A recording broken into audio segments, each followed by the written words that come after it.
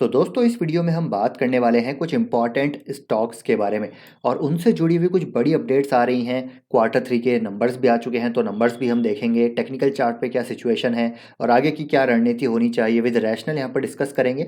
तो वीडियो को आप पूरा ज़रूर देखिएगा। तो सबसे पहले हम यहाँ पर बात करेंगे, देखिए एल के बारे में। तो एल के क्वार्टर थ्री के रिजल्ट आ चुके हैं और रिजल्ट की बात करें तो रिजल्ट काफ़ी अच्छे रहे हैं। टॉप लाइन में 20% से ज़्यादा ग्रोथ है। मार्जिन आप देखिए कंपनी ने यहाँ पर मेंटेन किए हैं, ईयर ऑन ईयर बेसिस पे सिक्वेंशियली मार्जिन यहाँ पर बढ़ते हुए नजर आए हैं और बॉटम लाइन यानी कि नेट प्रॉफिट में भी अच्छी ग्रोथ हमको देखने को मिल रही है। लेकिन बावजूद इसके स्टॉक में आज देखिए 3.5% की गिरावट है। तो क्यों हो रही है गिरावट वो भी समझेंगे, लेकिन उससे पहले देखिए एक बड़ी अपडेट आपके साथ साझा करना चाहूँगा। कल की डेट में एक बड़ी अपडेट आ रही है। तो एल अगेन एक और मल्टी ईयर कॉन्ट्रैक्ट यहाँ पर साइन कर चुका है। जी हाँ दोस्तों, एयरबस के साथ इन्होंने पार्टनरशिप किया for advanced capabilities and digital manufacturing services. तो लगातार आप देखेंगे पिछले कुछ टाइम से हमने देखा है कि एल ने लगातार बड़े कॉन्ट्रैक्ट यहाँ पर साइन किया और मल्टी ईयर कॉन्ट्रैक्ट्स यहाँ पर साइन किए हैं। तो एयरबस के साथ यहाँ पर साइन किया, हालांकि they are already strategic supplier for the Airbus, लेकिन लगातार engineering manufacturing and design services ये कंपनी प्रोवाइड करा रही है to different verticals, to different companies. अगर मैं बात करूँ यहाँ पर transportation, industrial, telecom, medical devices, तो आईओटी स्पेस में बात कर लीजिए। मतलब बहुत स्ट्रॉन्ग स्टॉक है ये एल एन टी अम्ब्रेला के अंडर। ये जो स्टॉक है इसकी जो कैपेबिलिटीज़ हैं और जिस प्रकार का एक विजन है कंपनी का, फ्यूचर काफ़ी प्रॉमिसिंग नज़र आता है इस कंपनी का। तो मेरे ख्याल से बहुत ही अच्छा स्टॉक है और अपसाइड पोटेंशियल काफ़ी अच्छे नज़र आते हैं। डाउनसाइड रिस्क मुझे काफ़ी कम नज़र आती है। अब रिजल्ट की बात करें तो रिजल्ट यहाँ पर एस्टिमेट्स की बात करें तो उसको बीट करते हुए नजर आए, लेकिन यहाँ पर मिक्स बैग रिजल्ट्स हैं। और क्यों यहाँ पर सबसे बड़ा ओवरहैंग यहाँ पर देखने को मिल रहा है, क्योंकि इन्होंने रिवाइज्ड गाइडेंस अपनी यहाँ पर 15% कर दी है और 30 मिलियन क्लाइंट बकेट इनकी जो है वो मॉडरेशन फेस करती हुई नजर आ रही है, जो कि एक बिग नेगेटिव यहाँ पर देखने को मिल रहा है। अब यहाँ पर एस्पिरेशंस तो इनका अभी भी मेंटेन है, इट रिमेन्स अनचेंज्ड। बट यहाँ पर पॉजिटिव चीज़ क्या है, और ये भी पॉजिटिव है, इन्होंने अपने गाइडेंस मतलब जो रेवेन्यू गाइडेंस है उसको कम नहीं किया है। नेगेटिव है कि इनका जो 30 मिलियन क्लाइंट बकेट है उसमें मॉडरेशन देखने को मिली है। और एक और पॉजिटिव ये है कि इन्होंने अपने मार्केट शेयर को मेंटेन किया है। तो इनके क्लाइंट्स देखिए 318 से बढ़ के 343 हो चुके हैं। हालांकि हाईटेक सेगमेंट यहाँ पर स्लो डाउन फेस करता हुआ नजर आ रहा है। अब चलिए सबसे बड़ा जो यहाँ पर ओवरहैंग है वो है दोस्तों, यहाँ पर देखिए वो है डेफिनेटली एस का एक्विशन। हालांकि अगर एस का एक्विशन अगर हम लॉन्गर पीरियड में देखें तो ये काफ़ी अच्छा इनके लिए होने वाला है, लेकिन शॉर्ट ड्यूरेशन में मैनेजमेंट ने यहाँ पर कहा है कि मार्जिन इम्पैक्ट कर सकता है। जी हाँ, तो क्योंकि देखिए ये जो बिजनेस है थोड़ा सा लो मार्जिन बिजनेस है, तो शॉर्ट टर्म में यहाँ पर मार्जिन इम्पैक्ट हो सकते हैं due to amortisation charges, investment in next gen communication, sustainable spaces and cyber security. तो इसकी वजह से एक ओवरहैंग है और स्टॉक में उस वजह से एक गिरावट हमको लगातार देखने को मिल रही है। तो कहीं ना कहीं यहाँ पर सेलिंग प्रेशर आ रहा है। हालांकि they are expecting to see revenue and cost synergies from this acquisition of S in the future. तो ओवरऑल मैं लॉन्ग टर्म की यहाँ पर बात करूँगा। शॉर्ट टर्म में डेफिनेटली थोड़े बहुत इश्यूज हो सकते हैं, डिस्क्रिशनरी स्पेंडिंग, मॉडरेशन इन बजट, क्लाइंट बजट में मॉडरेशन होती हुई नज़र आ रही है। तो शॉर्ट टर्म में प्रेशर ज़रूर है, लेकिन बिजनेस पॉइंट ऑफ व्यू से देखा जाए, इन्वेस्टमेंट पॉइंट ऑफ व्यू से देखा जाए तो एल काफ़ी अच्छा बिजनेस नज़र आता है। एल ग्रुप की ये कंपनी यूनिक नज़र आती है ER&D स्पेस में और काफ़ी अच्छी कैपेबिलिटीज़ है। वैल्यूशन अभी इसके काफ़ी अट्रैक्टिव होते हुए नज़र आ रहे हैं। तो ये लेवल्स हमने यहाँ पर मार्क किए थे, उसके नीचे स्टॉक आज ब्रेक डाउन दे चुका है। तो ये स्टॉक अब यहाँ पर ऐसा लग रहा है कि 2950 से 3000 की रेंज में आ सकता है। तो मेरे ख्याल से यहाँ से जितनी गिरावट होगी इसको एक्यूमुलेट किया जा सकता है। अगर आपका कन्विक्शन है इस बिज़नेस में, इस सेगमेंट में, तो मेरे ख्याल से एल कोर पोर्टफोलियो स्टॉक है। और वैल्यूशन की बात की जाए तो 30 के पी पे स्टॉक आ चुका है अब। और हिस्टोरिकल मीडियन पी आप देख सकते हैं इसका। तो इसका मीडियन पी जो है करीब करीब आई थिंक 30 के आसपास, 25 के आसपास नज़र आता है। तो आप देखिए करीब करीब 25 के आसपास नज़र आता है। तो बहुत ज़्यादा महंगा नहीं है, 30 के पी पे ये चल रहा है और मीडियन पी हिस्टोरिकल पी 25 का है। तो वैल्यूशन भी अब यहाँ पर अट्रैक्टिव हो रहे हैं और लगातार नई डील्स ये ऐड कर रहा है, long term multi year contracts add कर रहा है। तो एल को ऐड कर सकते हैं लॉन्ग टर्म में, यहाँ से और गिरावट हो सकती है, 2950 तक आ सकता है। तब भी आप बाय कर सकते हैं। अगर एक्यूमुलेट करना चाहते हैं तो करंट लेवल से एक्यूमुलेट कर सकते हैं। नेक्स्ट स्टॉक है दोस्तों जुबिलेंट फूड वर्क्स। हालांकि इसके रिजल्ट नहीं आए, लेकिन इसके रिगार्डिंग एक बड़ी कंपनी अपडेट आ रही है। वो क्या है, जो आउटलुक है इनका स्टोर एडिशन का वो काफ़ी अच्छा नज़र आ रहा है, काफ़ी स्ट्रॉन्ग नज़र आ रहा है। आप देखिए 3000 डोमिनेंट स्टोर्स ये मीडियम टर्म प्लान है इनका, और 12 से 18 महीने में करीब 250 स्टोर ये डोमिनो के ओपन करने वाले हैं। 40 से 50 स्टोर पॉपॉय के अगले 1 साल से 1.5 साल में ओपन करेंगे।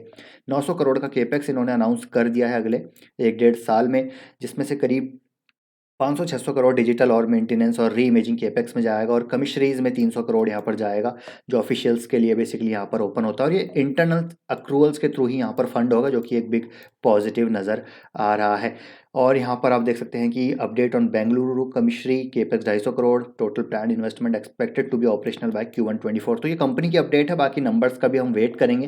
बाकी टेक्निकल्स बात करें तो केपेक्स अनाउंस कर दिया, उसकी वजह से थोड़ा सा पॉजिटिव सेंटीमेंट यहाँ पर क्रिएट हो रहा है। ऊपर इस तरफ से काफ़ी गिरावट है, स्टॉक में 45% की गिरावट ऑलमोस्ट हो चुकी है, लेकिन एक अच्छे सपोर्ट पे आ चुका है। और ये जो सपोर्ट है हमने पहले से ही यहाँ पर मार्क कर रखा है।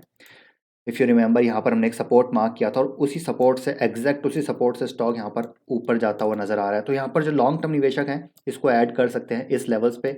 और अगर हम एक बार इसका लॉन्ग टर्म मीडियन पी देखें तो 76 का है, और अभी ट्रेड कर रहा है 71 पे। तो वैल्यूशन वाइज हिस्टोरिकल वैल्यूशन यहाँ पर अट्रैक्टिव नज़र आ रहे हैं। बाकी लेट्स सी रिजल्ट में किस प्रकार की ग्रोथ आती है, उस प्रकार से स्टॉक में मूवमेंट देखने को मिलेगा, तो उसको भी हम डिस्कस करेंगे। तो ये हो गया जुबिलेंट फूड वर्क्स। इसके बाद बात करते हैं, देखिए हिंदुस्तान यूनिलीवर। नंबर्स अगर हम देखें तो नंबर्स दोस्तों काफ़ी अच्छे आए, मतलब इतना बड़ा बेस होने के बावजूद इस कंपनी ने 6 लाख करोड़ का मार्केट कैप है, स्टिल यहाँ पर टॉप लाइन में 15% से ज़्यादा ग्रोथ है। मार्जिन यहाँ पर मेंटेन किए हैं, ऑलमोस्ट मेंटेन है। नेट प्रॉफिट में हमको ईयरली बेसिस पे यहाँ पर ग्रोथ देखने को मिल रही है। अब यहाँ पर जो ओवरहैंग रहा है स्टॉक में, वो किस लिए रहा है वो मैं आपको बताना चाहूँगा। उसके पीछे रीज़न है दोस्तों, देखिए यहाँ पर बेसिकली इन्होंने अपनी रॉयल्टी यहाँ पर बढ़ा दी है जी दोस्तों। यहाँ पर आप अगर जाएंगे इनकी कंपनी अपडेट में तो आपको पता चलेगा कि इन्हें जो पेरेंट कंपनी उनकी रॉयल्टी यहाँ पर बढ़ चुकी है, जिसकी वजह से थोड़ा सा यहाँ पर इन्वेस्टमेंट सेंटीमेंट नेगेटिव हो चुका है। रॉयल्टी यानी कि जो पेरेंट कंपनी इनसे चार्ज करती है for technology for other related things, तो उसका ये रॉयल्टी चार्ज करते हैं। और कोई भी एमएनसी कंपनी है वो डेफिनेटली रॉयल्टी लेती है, तो ये कोई नई चीज़ नहीं है। लेकिन 10 साल में पहली बार यहाँ पर रॉयल्टी फीस बढ़ाई है पेरेंट कंपनी ने, जिसकी वजह से यहाँ पर डेफिनेटली प्रेशर अभी इन्वेस्टमेंट साइड पे बन रहा है, इन्वेस्टर साइड पे बढ़ रहा है, जिसकी वजह से थोड़ी सी सेलिंग क्रिएट हो रही है। अगर यहाँ पर वॉल्यूम रिकवरी अच्छी नहीं हुई बिकॉज ऑफ डिस्क्रिशनरी इन्फ्लेशन, अगर वॉल्यूम रिकवरी नहीं हुई तो यहाँ पर इस चार्जेस को देने के बाद थोड़ा सा रेवेन्यू ओवरहैंग भी रह सकता है, इसकी वजह से थोड़ा सा स्टॉक गिर रहा है। लेकिन अगेन देखिए, ये जो है चीज़ें ये मार्केट में फ्लोट होती हैं, स्टॉक करेक्ट होता है। लेकिन हिंदुस्तान यूनिलीवर जैसे फ्रेंचाइजी को अगर आप इस वजह से नेग्लेक्ट कर देंगे लॉन्ग टर्म के लिए, तो कहीं ना कहीं वो एक समझदारी की बात नहीं है। तो मेरे ख्याल से स्टॉक काफ़ी टाइम से कंसोलिडेट कर रहा है, ऑलमोस्ट 2 साल से ज़्यादा यहाँ पर हो चुके हैं, और इस लेवल्स पे मुझे अच्छा नज़र आता है। एचयूएल अगर आप consistent for the future generation कुछ बाय करना चाहते हैं तो मेरे ख्याल से एचयूएल यहाँ पर डेफिनेटली आप बाय कर सकते हैं, इस लेवल पे भी बाय कर सकते हैं। अच्छे नंबर आने के बावजूद गिरावट है, और अच्छी कंपनी अच्छे नंबर आने के बाद गिर रही है तो बाइंग अपॉर्चुनिटी होती है, तो एचयूएल को बाय कर सकते हैं। नेक्स्ट दोस्तों पॉलीकैब। पॉलीकैब के भी नंबर आ चुके हैं। पॉलीकैब के नंबर देखिए एक्सपेक्टेशन से काफ़ी अच्छे आए हैं जी हाँ दोस्तों, मतलब एस्टिमेट्स को यहाँ पर बीट किया है नंबर्स ने, और मेरा एक्सपेक्टेशन भी ये था कि नंबर अच्छे नहीं आएंगे, लेकिन गजब को पॉलीकैब ने यहाँ पर मतलब बिल्कुल ही सरप्राइज़ कर दिया नंबर्स के अगर हम टर्म्स में देखें तो quarter on quarter year on year growth top line में भी अच्छी है, इबिट्टा ग्रोथ अच्छी है, मार्जिन्स यहाँ पर कंपनी ने अपने इंक्रीज़ किए हैं, तो मार्जिन्स इंक्रीज़ किए हैं, पैट ग्रोथ काफ़ी अच्छी है। तो ऑल अक्रॉस यहाँ पर हर मेट्रिक पे कंपनी अच्छे नंबर पोस्ट कर रही है, और एफएमईजी का सेगमेंट भी इनका ग्रोथ यहाँ पर दिखाता हुआ नज़र आया है। तो पॉलीकैब काफ़ी कंसोलिडेट कर रहा है, और आपको पता होगा मैंने थोड़े बहुत स्टेक इसमें सेल किए थे अभी कुछ टाइम पहले, लेकिन अभी भी मेरे पास काफ़ी अच्छा स्टेक है पॉलीकैब का, तो डेफिनेटली अभी तो मैं ऐड नहीं करूँगा, लेकिन यहाँ पर एक ब्रेकआउट हो सकता है इसमें, यहाँ पर अच्छा खासा ब्रेकआउट हो सकता है, नंबर अच्छे आए हैं, तो आप इसको बाय कर सकते हैं लॉन्ग टर्म के लिए। धीरे धीरे बाय ऑन डिप्स कर सकते हैं। अगर गिरने का वेट करना चाहते हैं तो मेरे ख्याल से 2500 के आसपास आता है, तो आप इसको बाय कर सकते हैं, जो कि इसका 200 दिन का अच्छा मूविंग एवरेज सपोर्ट है। नेक्स्ट हम बात करते हैं देखिए हैप्पीएस्ट माइंड्स की। हैप्पीएस्ट माइंड के नंबर इतने अच्छे नहीं आए हैं जी हाँ दोस्तों, बहुत अच्छे नंबर नहीं है, क्योंकि आप देखिए सीक्वेंशियली आप देखिए तो यहाँ पर इबिट्टा नेगेटिव ग्रोथ है, ऑपरेटिंग प्रॉफिट में नेगेटिव ग्रोथ है सीक्वेंशियल बेसिस पे। हालांकि ईयरली बेसिस पे अच्छे नंबर आए हैं, लेकिन अगर आप कंपेयर करते हैं इनको टीयर 1 कंपनीज के साथ, तो आप देखिएगा कि टीयर 1 जो कंपनीज है उनके ईयरली बेसिस पे भी अच्छे नंबर है, क्वार्टरली बेसिस पे भी अच्छे नंबर है, किसी ने भी नेगेटिव नंबर यहाँ पर पोस्ट नहीं किया है। तो हैप्पीएस्ट माइंड यहाँ पर डेफिनेटली प्रेशर में रह सकता है, ऐसा मुझे लगता है। नंबर्स बहुत ज़्यादा अच्छे यहाँ पर नज़र नहीं आ रहे हैं। हालाँकि मार्जिन्स मेंटेन किए हैं, बाकी अच्छी है, ईयर ऑन ईयर बेसिस पे नंबर अच्छे हैं। लेकिन जिस प्रकार के वैल्यूएशन हैप्पीएस्ट माइंड को मिल रहे हैं, यहाँ पर वो सस्टेन करते हुए नज़र नहीं आएँगे और इसीलिए हमने यहाँ पर इसको इग्नोर किया था पहले भी, और मैंने यहाँ पर आपको काफ़ी टाइम से बोल रहा हूँ कि हैप्पीएस्ट माइंड को बाय नहीं करना है। हैप्पीएस्ट माइंड को मैंने काफ़ी ऊपर इस तरह से बाय किया था, मतलब सॉरी, इसको मना किया था बाय करने के लिए। मुझे गालियाँ भी पड़ रही थी कमेंट में कि यहाँ पर ऐसा कुछ नहीं है। तो आप देख सकते हैं ऊपर इस तरह से कितना स्टॉक में करेक्शन हो चुका है। तो मेरे ख्याल से स्टॉक अब बाइंग रेंज में आ रहा है, 850 के आसपास ये बाइंग रेंज है। लेकिन मेरे ख्याल से अभी भी वेट करना चाहिए। हैप्पीएस्ट माइंड को ज़्यादा अलोकेशन अभी नहीं देना है, 3% अलोकेशन अभी बहुत है। अगर इसमें और गिरावट होगी, अगर ये लेवल टूटता है 815 के आसपास का लेवल टूटता है, तो फिर इसमें और गिरावट हो सकती है। तो इसको ज़्यादा लोकेशन ना देके, being a small cap company, small allocation आप इसमें रख सकते हैं। लेकिन डेफिनेटली ग्रोथ अच्छी है, ईयर ऑन ईयर बेसिस पे 25% ग्रोथ आ रही है टॉप लाइन में। पैट में 25 ग्रोथ नहीं आई है, पर 25% इसके लिए ओवरहैंग रह सकता है। लेकिन मैनेजमेंट गाइड कर रहा है कि लॉन्ग टर्म 25% यहाँ पर टॉप लाइन ग्रोथ आएगी, जो कि आई है। तो लेट्स सी यहाँ पर कैसी रहती है। तो मेरे ख्याल से बाय कर सकते हैं, लेकिन ज़्यादा लोकेशन यहाँ पर अभी नहीं देना है। एशियन पेंट्स की बात करेंगे। एशियन पेंट्स में पॉजिटिव ग्रोथ है, टॉप लाइन में बहुत ज़्यादा ग्रोथ नहीं आई है, 6% पैड ग्रोथ है, जो कि एस्टिमेट्स के हिसाब से नहीं है। जी हाँ, तो मतलब एस्टिमेट्स को यहाँ पर मिस किया है एशियन पेंट ने। तो पैड ग्रोथ अच्छी नहीं है, टॉप लाइन ग्रोथ अच्छी नहीं है।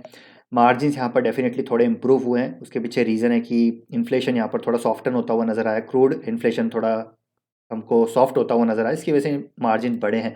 लेकिन स्टिल इतना बड़ा मार्केट कैप, देखिए मेरा ओपिनियन है, इतना बड़ा मार्केट कैप उसके बाद 6% अगर प्रॉफिट ग्रोथ हो रही है, तब भी मेरे हिसाब से ठीक है। तो यहाँ पर अगेन कहना चाहूँगा, ये स्टॉक गिर सकता है एशियन पेंट्स। इसको थोड़ा अभी बहुत ज़्यादा बाय अभी नहीं करना है। बाय करना है तो 2500 के आसपास अपनी क्वांटिटी आप बढ़ा सकते हैं अभी, और गिरेगा ये। अभी मुझे लग रहा है 2500 के आसपास आ सकता है, और उससे नीचे आता है तो फिर ये करीब 2270 के आसपास आ सकता है। तो इन लेवल्स पे इसको अच्छा ऐड किया जा सकता है। ऐड क्यों किया जा सकता है? क्योंकि एशियन पेंट जैसी फ्रेंचाइजी देखिए बार बार नहीं बनती है, और ऐसी फ्रेंचाइजी को बीट कर पाना नए प्लेयर्स के लिए भी बहुत मुश्किल है। हालांकि एक सप्लाई ओवरहैंग यहाँ पर रहेगा शॉर्ट टर्म में। ग्रासिम का आ रहा है, जीएसडब्ल्यू का आ रहा है, और बाकी कंपनीज भी केपेक्स कर रही हैं। एशियन पेंट्स खुद यहाँ पर 2000 करोड़ का केपेक्स कर रहा है। तो ये सप्लाई ओवरहैंग रहेगा, प्राइसिंग वॉर रहेगी, मार्जिन इम्पैक्ट हो सकते हैं। तो ये सारी चीज़ें हैं।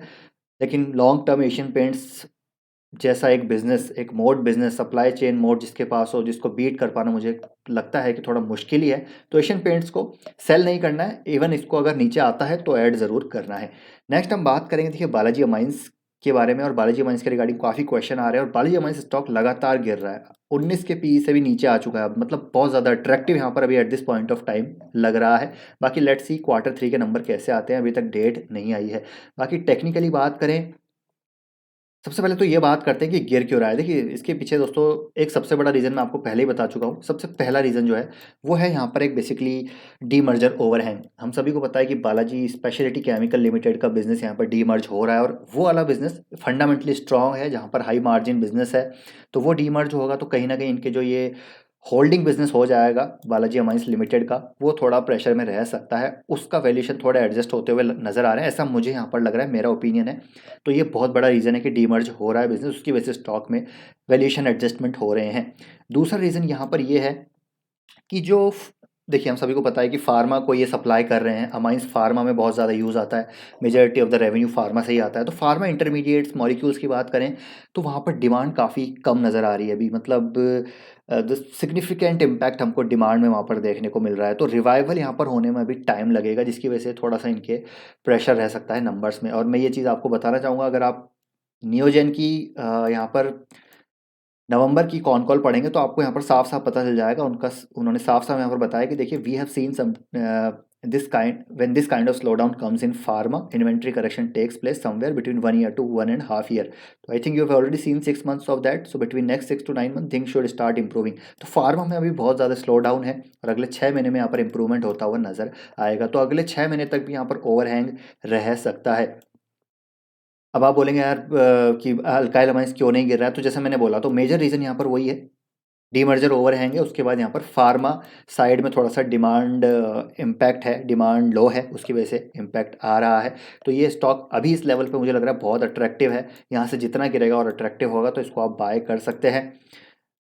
यहाँ पर ये स्टॉक आ सकता है करीब करीब 2300 के आसपास, ऑलरेडी आ चुका है, तो यहाँ पर बाय कर सकते हैं। लॉन्ग टर्म का नज़रिया है तो बाय कर सकते हैं, क्योंकि फंडामेंटली कोई इश्यूज़ नहीं है, बस ये थोड़े से शॉर्ट टर्म इश्यूज़ हैं जो कि सुधरते हुए नजर आएंगे। बाकी अमाइंस की डिमांड तो रहने ही वाली है, जिसमें दो डुओपोली है बालाजी और अल्काइल की, तो कहीं नहीं जाने वाले। थोड़ा शॉर्ट टर्म में थोड़ा पेशेंस रखना पड़ेगा, थोड़ा इसको हेडविंड्स को सहना पड़ेगा, बाकी लॉन्ग टर्म स्टोरी इंटैक्ट नज़र आती है। तो आई होप दोस्तों ये वीडियो आपको इन्फॉर्मेटिव लगा होगा। वीडियो पसंद आए तो लाइक कीजिए, शेयर कीजिए। आपका ओपिनियन क्या है जितने भी स्टॉक मैंने डिस्कस किया उनके रिगार्डिंग कमेंट बॉक्स में ज़रूर शेयर कीजिएगा, लाइक ज़रूर कीजिएगा, एफर्ट को अप्रिशिएट कीजिएगा। मिलते हैं नेक्स्ट वीडियो में, till then take care, bye bye.